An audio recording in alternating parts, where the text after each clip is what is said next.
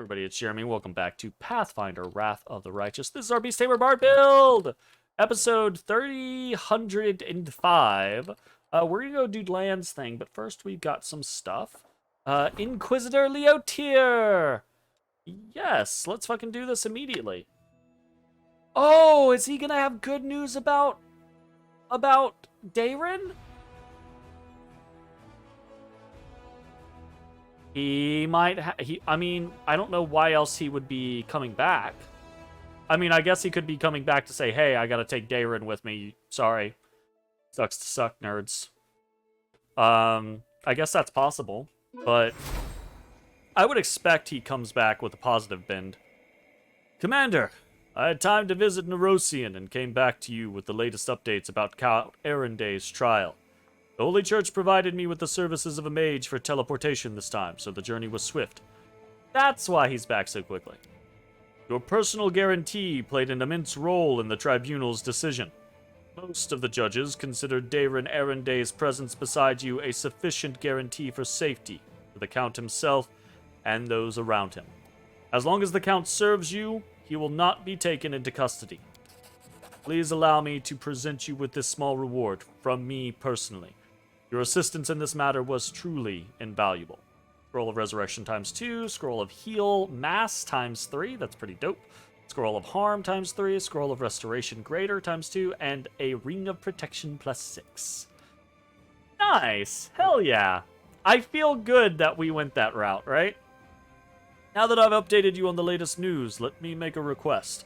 With the case of the other closed, I find myself rather at a loose end. There are no worthy cases demanding my attention in Mindev. I would like to join your army, Commander. I can be useful both to you and to the Crusaders. And I can keep an eye on the Count, just in case anything strange starts happening with him again. Welcome to the Crusade, Leotier. Happy to serve, Commander. And let me note that investigating the case with you was a real pleasure for me. Nice. I am happy for that happy ending. Elon of the Hound Hearts. Oh, shit. Oh, my. It's Elon and his wifely. I cannot remember her name. Sorry, I only met her once. I met him, like, multiple times. Elon looks calm, but determined. Commander, I'm glad to see you've returned from the Abyss.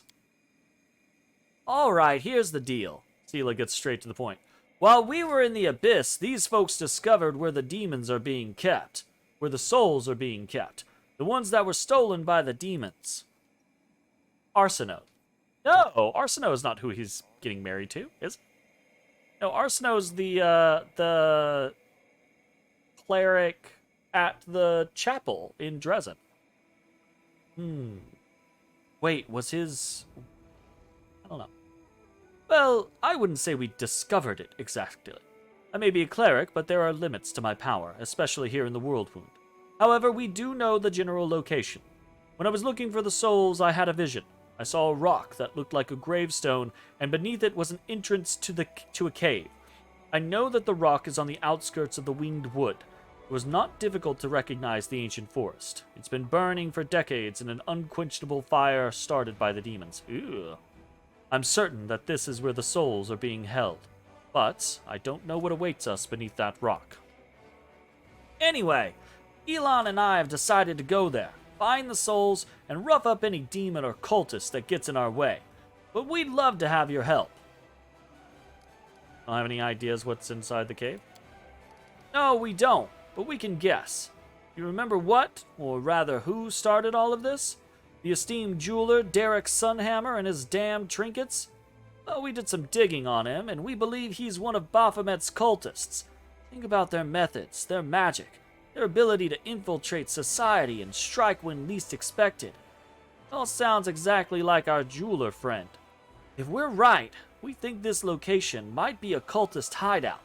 It makes sense that he would take the stolen souls to a safe location in the Wound. What happened to the bodies of these trapped souls?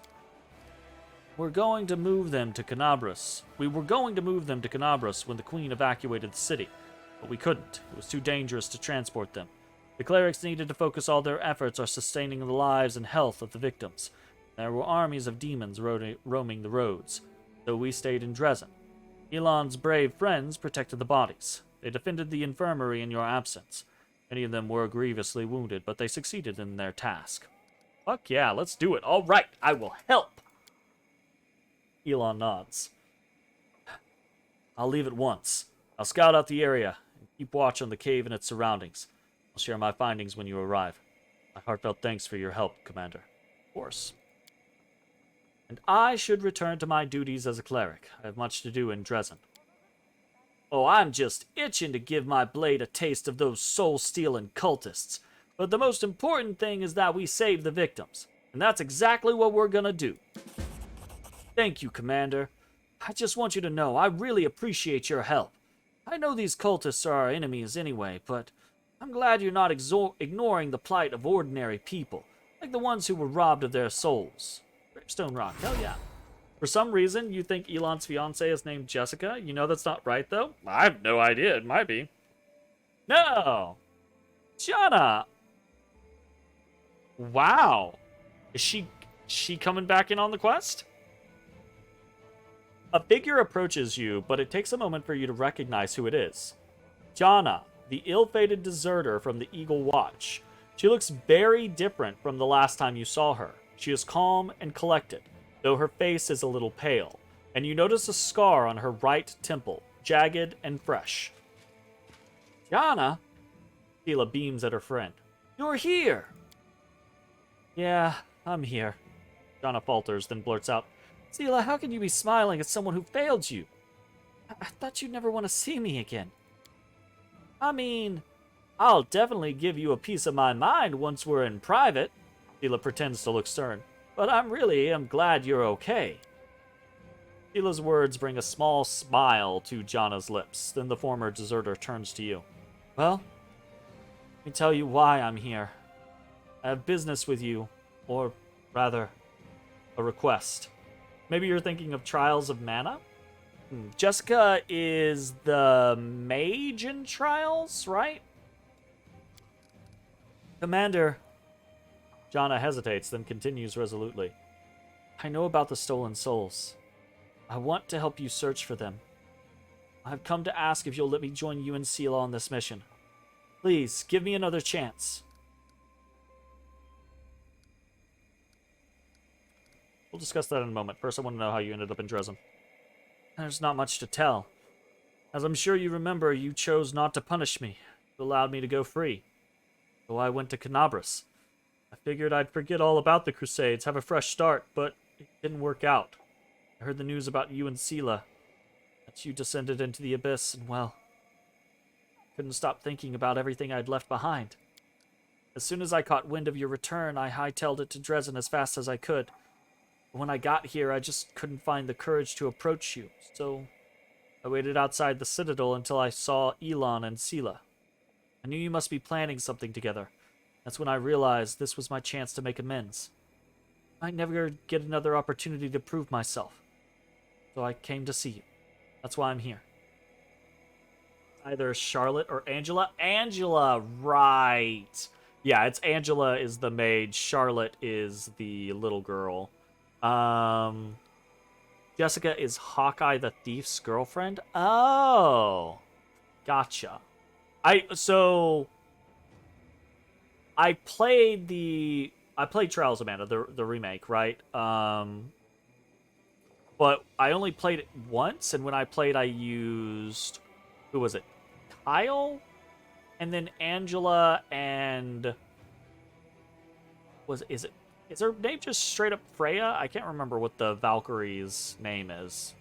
I don't think it's straight up Freya, but it might be. I used those three.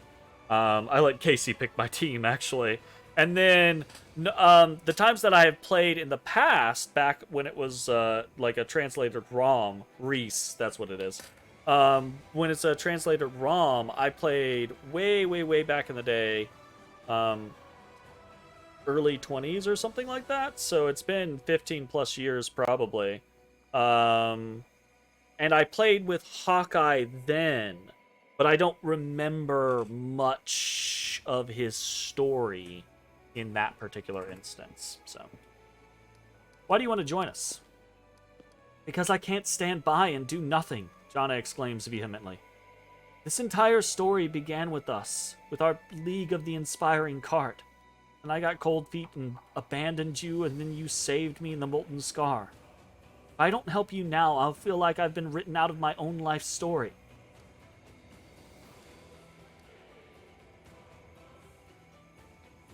How can I trust you? How do I know that you've changed? The last time we fought demons together, you ran away. You abandoned us and you deserted your unit. People can change, Fila says quietly. All I have is my word. Jana meets your gaze resolutely. My word and my desire to redeem myself. But it's your decision. Yeah, of course. Absolutely. Very well. I'll give you a chance to redeem yourself. Go with Elon and help him. We'll meet you there. Really? I won't let you down. Or you will. We're not just saving a cart full of booze this time. This is much more important. That just means we have to succeed. Failure is not an option. My god, we got so much going on here. Lady Kanomi. Oh no. Apologies, Commander, but an ambassador of a certain nation demands to see you. A nation that we considered to be our ally, at least until they came up with the outrageous proposition we're about to discuss. Narakor. The tall woman salutes you sharply. Isgir greets you, Commander. My name is Narakor. My lord Hedvind VI, steward of Isgir, bid me put myself at your disposal. Isgir regards Mindev as a trusted and loyal ally. Our nation will not leave you in your hour of need. The war has brought chaos and anarchy to the lands of Mindev. We stand ready to come to your aid. The Isgiri Expeditionary Corps is ready to assume control of Nerosian and the larger Mendevian cities, to restore order and a central authority. But to avoid a diplomatic misunderstanding, we ask that you accept our help and allow us to cross Mindev's borders. Lady Kanomi cuts off the ambassador. Mindev is quite capable of dealing with its issues without external help. Commander, I must ask you to send your own forces to the capital. Don't put the nation into the hands of foreigners. Saving Mindev benefits all nations of Avestan. So why does it have to be only one country that helps us? We'll ask all our neighbors to send us their trusted servants who will resolve the crisis and keep an eye on each other, preventing any temptation to exploit our lands and resources. Socio gives the ambassador a soft but knowing smile. I'm not particularly enamored of the idea of calling in outsiders to instill order into our country. Before I know it, I'll no longer be a count, and some disagreeable foreigner will be living in my estate. I imagine other nobles will relate to these concerns, so why don't we ask them for help? Aren't they part of the problem? Whatever coat of arms is on the banners of the people who bring order, it's all the same to me. If they can take care of the people, let them come and help. Patriots should have thought about that back when their country was plummeting into oblivion. These sneaky weasels thought they could get their mitts on our turf while we're out here fighting in this dump. Like hell they will.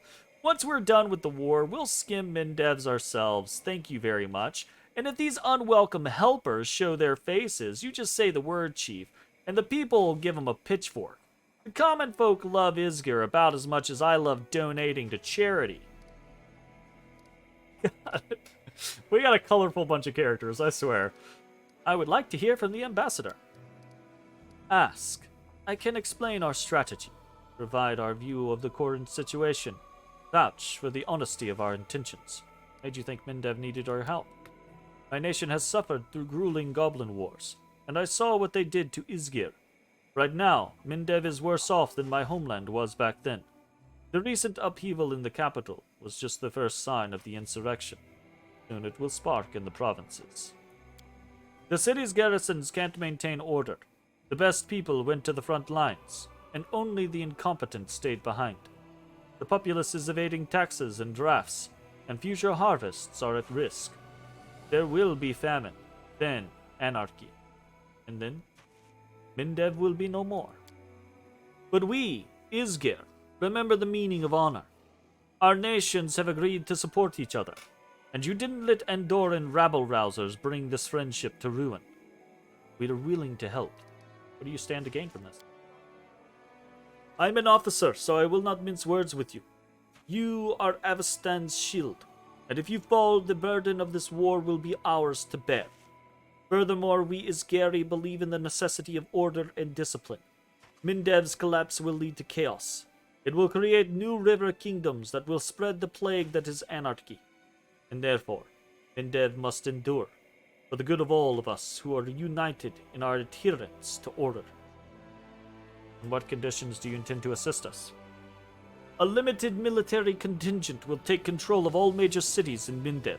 Sabotage and corruption will be eliminated, and authority over the respective territories will be given to a network of military security forces, subordinate to the headquarters of the Askeri army in Nerosian. Naturally, the headquarters will cooperate with the Royal Council and act solely based on its approval. Once Nerosian is capable of keeping Mindev under control, we'll head back home. No demands or indemnities will follow. Why do you need my permission? We must follow the law. No matter how noble our intentions are, we have no right to interfere in the matters of another country. You need to be invited, or it would be considered an intervention. No one except you has the authority to do it. The political status of the Royal Council is too questionable at the moment. Satisfied my curiosity? Let's see what the Council has to say. Socio, please elaborate. Socio gives the ambassador a piercing look. We invite one country to help, and we'll try to subjugate Mindev. We invite all of them, and everyone will be watching the others jealously, stopping them from taking what they shouldn't. Avastan wants stability, and if Mindev falls under the influence of any external power, that stability will be disrupted. No ruler will refuse to send their best representatives. Otherwise, they'll lose control of the situation. Together, those people will bring Mindev back into shape, and after that, who knows? They might even give some advice to our generals. But most importantly, they won't allow each other to profit off our misfortune. Or, and this would be much more plausible, they will ransack Mindev piece by piece 10 times faster. It's fascinating how swiftly sovereigns can forget their differences when presented with the opportunity to rob someone else. Aaron, will the nobles be able to solve the nation's predicament without outside help? If they could, they already should have. For all the things people say about my social class, we have one particular quality. Any aristocracy has strong ties to its country. Family estates are our roots, and they run deep in the ground. Bloodlines are the shoots that grow from local history. So yes, the nobility can solve this predicament, for they possess not just experience as rulers, but the will to rule. If you wish to bolster their fervor and win some loyalty, give them new lands here, on the territories reclaimed from demons. Then their ties to you will be almost as strong as they are to Mindev. So the main incentive for the nobility to save Mindev will still be pride and the thought of keeping their lands? I'm not sure if that is a solid enough footing. Lan, are you suggesting we allow Isgir inside Mindev's borders? I believe them. Mindev is not much of a prize when there's a demon army hanging out on its doorstep. If they wanted to expand their territory, they could have found an easier and wealthier target. Though I don't think they're lying. Just be too costly for them if Mindev were to fall. So here they are, doing their duty as allies. And hey, we might meet a couple of brave warriors in the ranks of the Isgari who will agree to join our war afterward.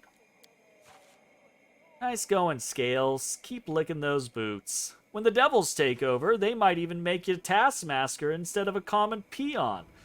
Chief, come on now. Send these Isgari packing already. We let them into Mindev and they'll be barking orders the next day. That's kind of the point, Voljiv. There's an insurrection, so yeah, the point is for someone to come in and start barking orders. Isgir was formed by an expeditionary force, and has always served one purpose and one purpose only: the expansion of Cheliax's territory. Do not delude yourself. For Isgari, Mindev will be just another seized region. Oljif, why do you oppose Isgir? Because I know they're masters. Cheliax wants to get its grubby hands on Mindevs and us. Mindev and us. And Isgir are their flunkies doing all the dirty work. Chelaxians are greedy.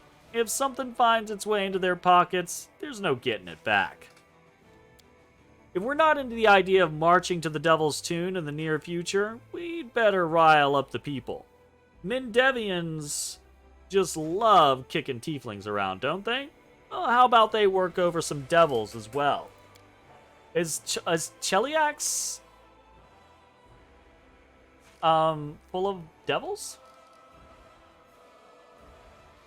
I'm not surprised that a sneak and a thief is against having the country brought back to order. It's easier to nab something in all the hubbub, eh, Woljif? Hinomi, what are you expecting from me? I'm not denying the fact that the Mindev, I'm assuming, is in the middle of a severe crisis. However, we must solve this problem on our own, without involving foreign powers. Nerosian did all it could to help Dresden, and now it's time to reciprocate.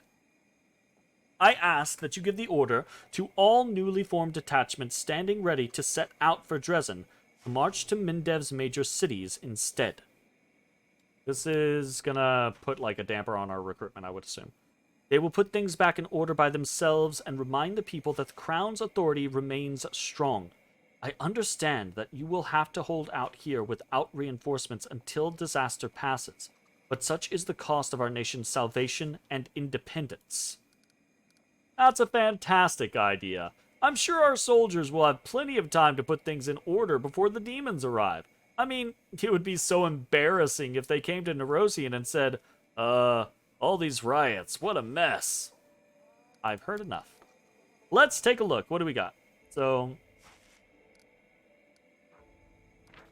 foreign advisors. All generals gain the excellent advisors feat. So plus 10 bonus to power if we go Social's route. Dayrin, recruitment growth for trainable units is increased by 15% for each captured region.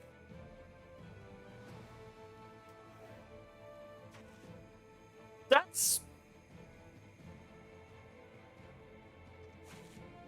Think about it. Think about it.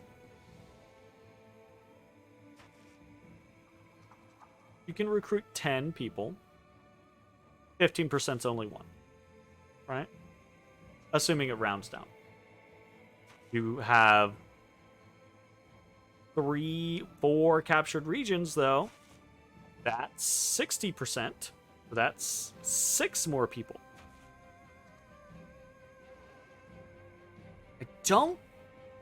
That seems really good. That seems really good. Lands right. I approve of Iskir's actions. Sisters of the Golden Aranus. Unlocks the Sisters of the Golden Aranus mercenary unit. Monks with high defensive position. Control. They also deal perfectly fine damage. And they have a stupid amount of HP. Grand tier unit. Shield wall. Female monks from Isgir who worship Asmodeus. All of them were orphaned during the wars with goblins and raised in a convent. Their fighting style, known as Amatulatsu. Inspired by the tactics of the Barbed Devils, Guardians of Hell. That's terrifying. Cool. And we immediately get 8 of them. Woljif.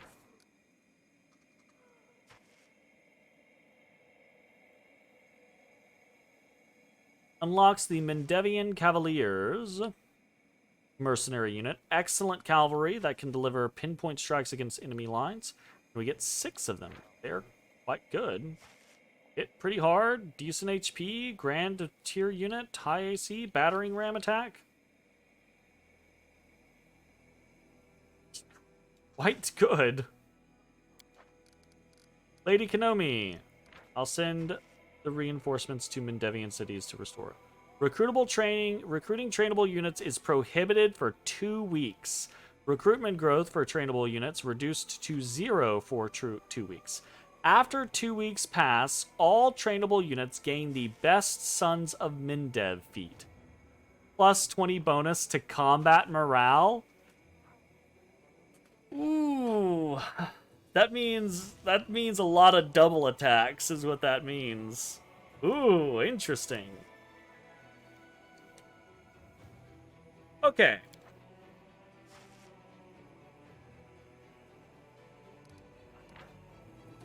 This one is the least exciting from a mechanical perspective. Plus 10 bonus to power isn't bad, don't get me wrong, right? Especially considering our main general is a mage. It's just, I think, the least exciting compared to really good units, right? Mendevian Cavaliers, really good units. Sisters of the Golden Araness, really good units. Having the plus 20 combat morale seems a little... Okay, it seems good. And then the high amount of recruitment growth for each captured region also seems pretty strong. I just don't know from a mechanical standpoint. From a roleplay perspective, absolutely I don't think Woljif's option is the correct option. And I don't really think Daeron's is either. I actually do really like Social's concept of bringing in multiple foreign powers, but I think what that could establish is just this web of intricacies that could cause problems, right? Obviously, I think the safest route is just to send reinforcements to the Mendevian cities and go from there. That does mean no reinforcements for a while, but we are also broke right now. So I don't know that matters. So maybe this is actually good for us anyways. And I do think the Best Sons of Mendev, the plus 20 combat morale is pretty strong. Hello, Tappy boy. Look, I'm petting you right now. So after I'm done petting you, you have to not tap me anymore, okay? That's how that works. Still got your bump. Feels smaller. It feels smaller. I think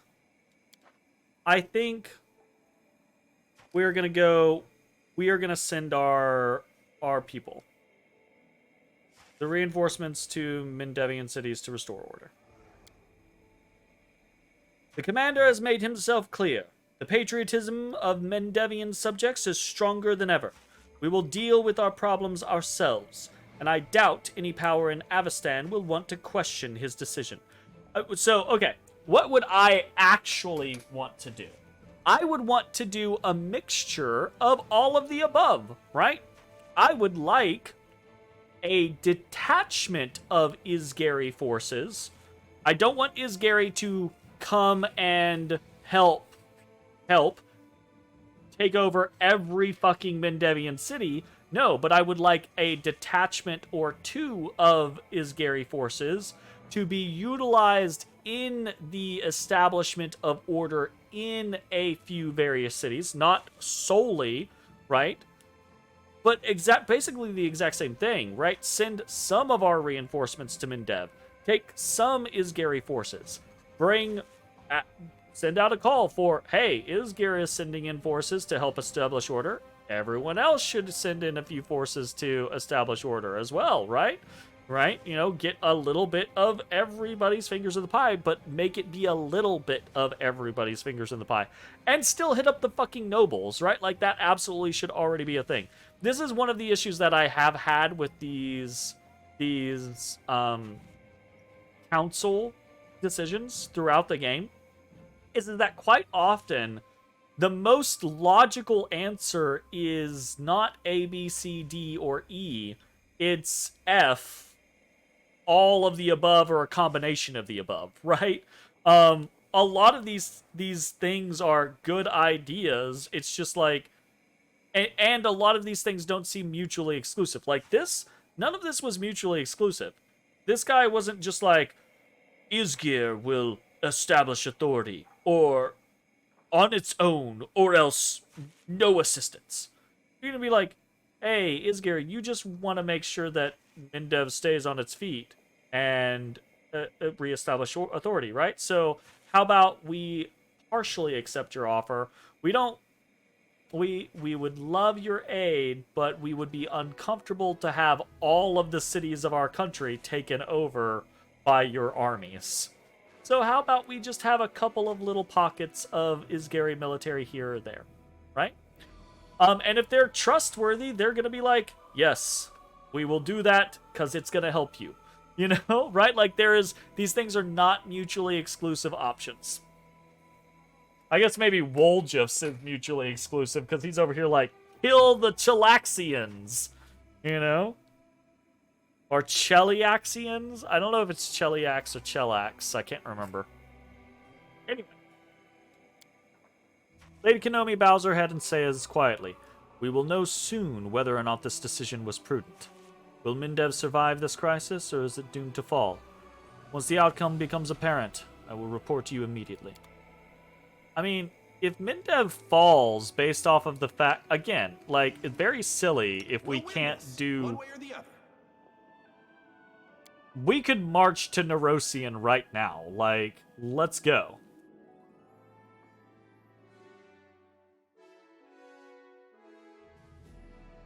Chop.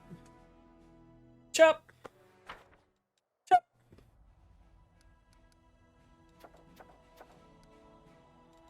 Rank up. Strengthening the chain of command.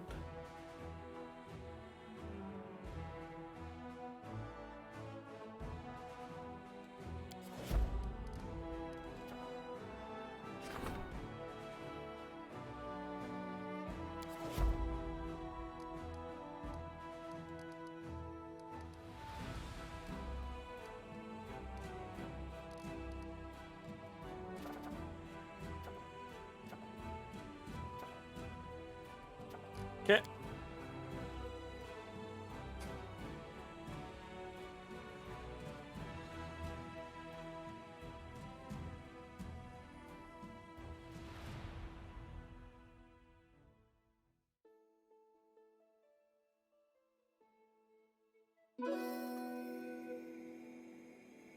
Who was the first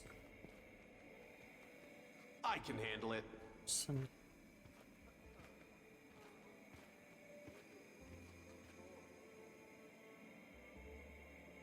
There's so much stuff that just happened. Who was the first person that we fucking talked to?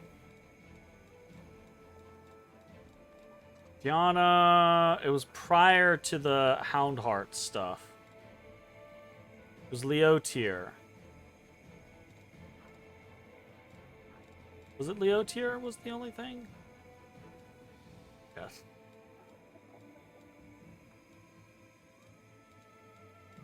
Yeah, it was. Huh.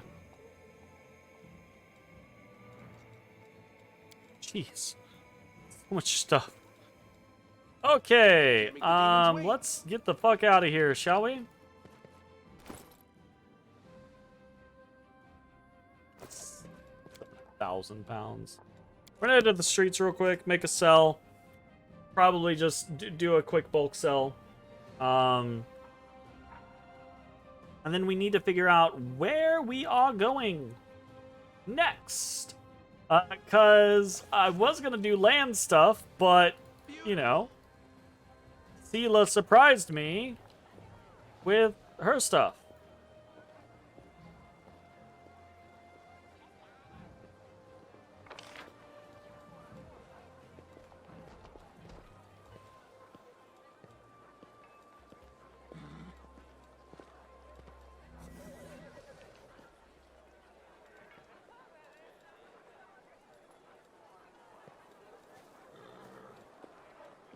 We might talk to Storyteller as well.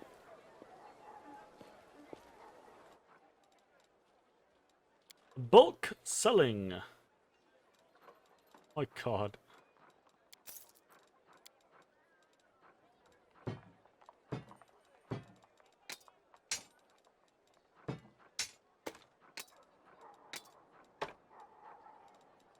Anything that has multiples goes.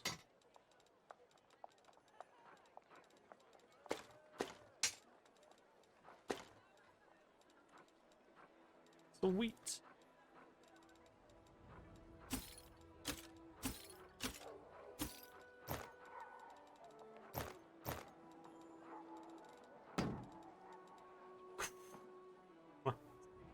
That's another 400, half a million, right? Basically, just off of random stuff. The amount of money that you get in this game is absurd. It's ludicrous. Ludicrous. And I'm not selling 90% of the things that I could and should sell, basically. Crap.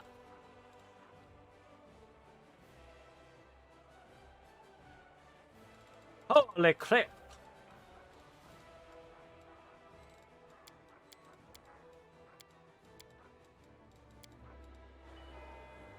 All right, very cool. What else?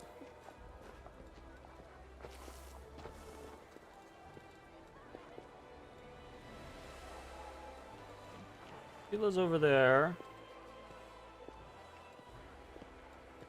So yeah, let's just go talk to Storyteller real quick and see if anything's up with them. And if not, I think we're gonna go to the map and see where Sela's thing is.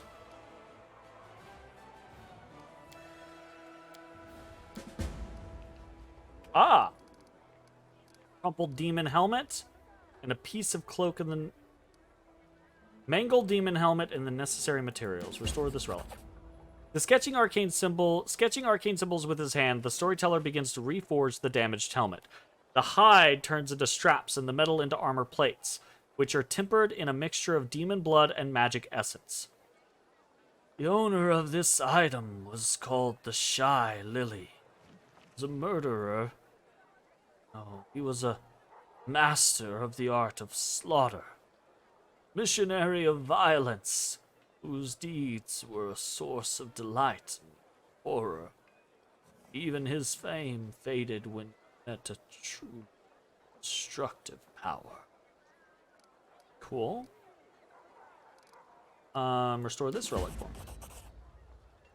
The legacy. What? What?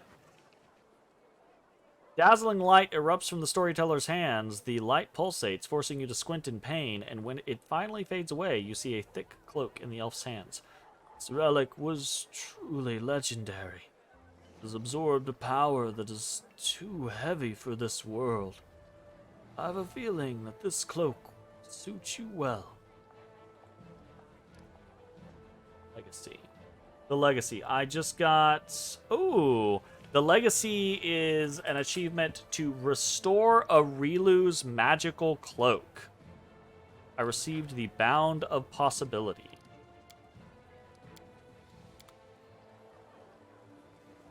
Okay, so we just got... Date, newest to oldest. We've got Shy Lily's helmet. Oh, God.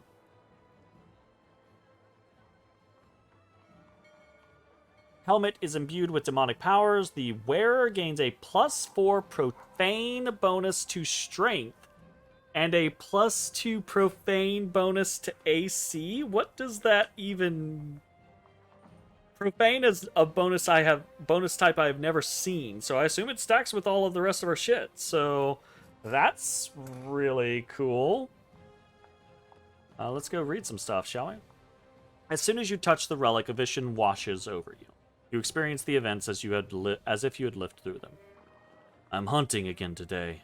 I walk on the cobblestones of my city, wrapped in a white cloak, hiding my face under my helmet. I try to be inconspicuous, because I'm modest. Who'll try to stop me today? Oh, is this a lady? or a man, or...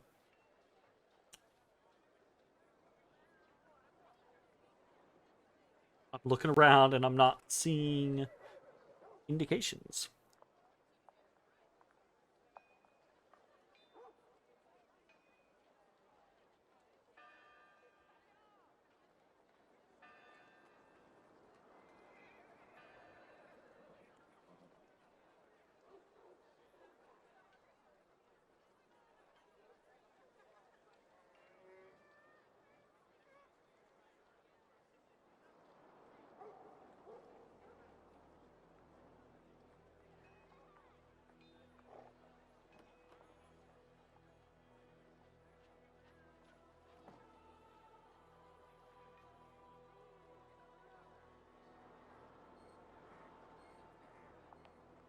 I do not know.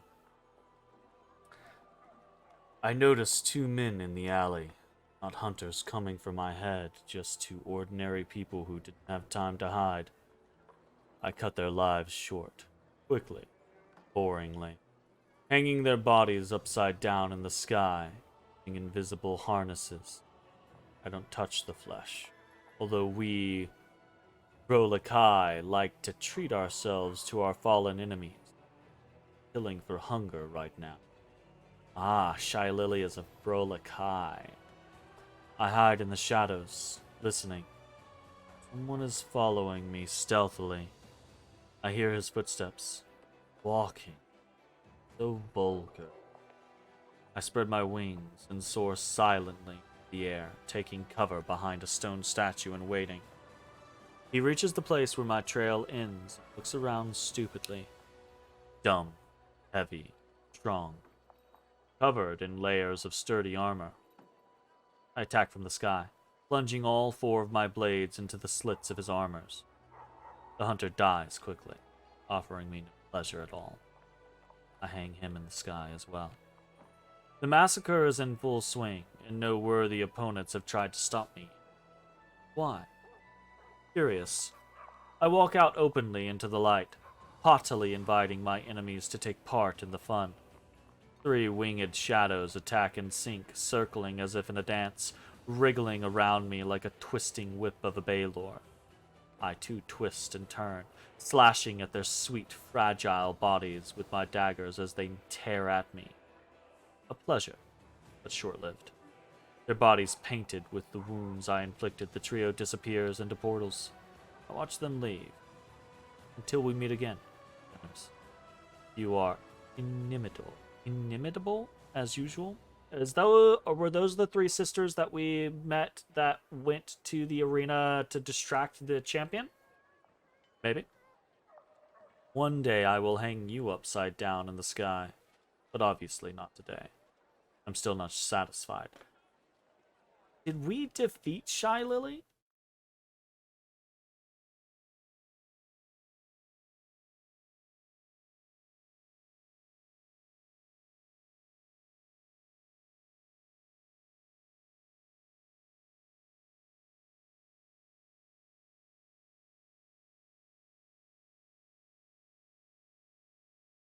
I don't know. I don't think so. Doesn't ring a bell.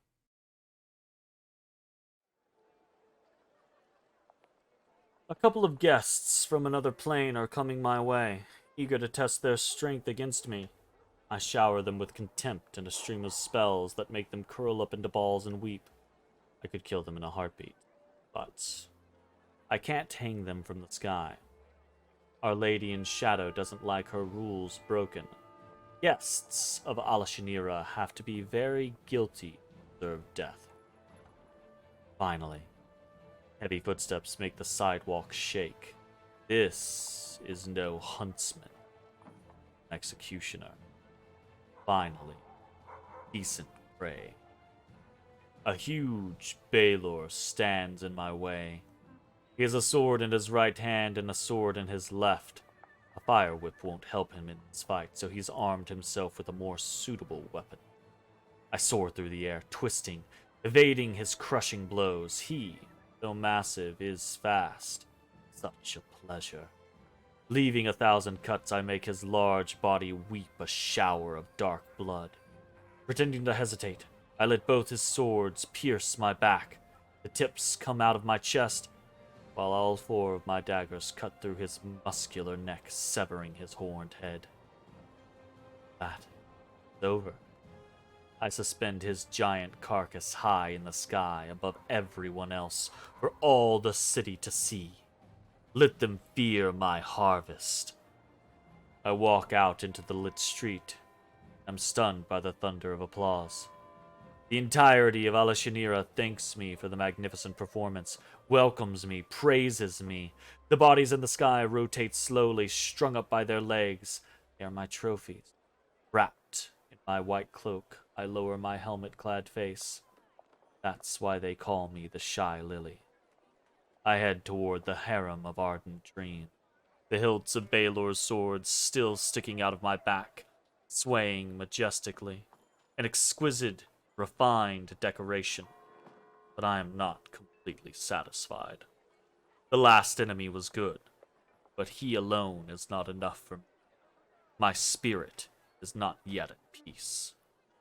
I enter Shamira's abode, feel the air trembling with fear, ready to become a bloody mist at any moment. The Ardent Dream looks angrily at a mortal standing before her shining throne. Ah, it's the new toy of Our Lady in Shadow, a mortal from the material plane, a witch named Orlesh. The woman keeps calm and looks indifferently past Alashanira's viceroy, as if she were nothing more than a lousy insect. What is this? A sign of self-righteous audacity? Strength? Shamira is furious. The whole city knows it. The mortal wench captured Nocticula's attention, stirred her interest. The Ardent Dream wants her dead, this Vorlesh, and I want to soothe the longing in my chest. I walk forward, listening to the conversation, heated insults against icy, cold, contemptuous indifference. Vorlesh isn't looking for a fight with Shamira, but she's not afraid of her either. Could there be a greater insult? No. The Viceroy glances around the gathering, looking for the executioner. Oh, she would love to tear this mortal apart herself, but she is the one whose disobedience Our Lady in Shadow will not forgive. That's why Shamira is looking for someone to kill Vorlesh for her. I meet her gaze, and nod meekly. Shamira smiles. Am I correct in assuming there is no reverence in your heart for magnificent Shamira? Not why you don't bow down to her. Whisper. Yes, Winged One. You got that right. Her voice is splendid, indifferent and impassive, like a wave of Ishiar rolling against a rock. And I will punish you. You have no respect for power, relying on Nocticula's patronage. Such disobedience is followed by punishment. Even Our Lady in Shadow will quit me. My heart sing. A proper murder. My spirit will be at peace today. The woman nods dryly. The song in my chest gets louder and louder.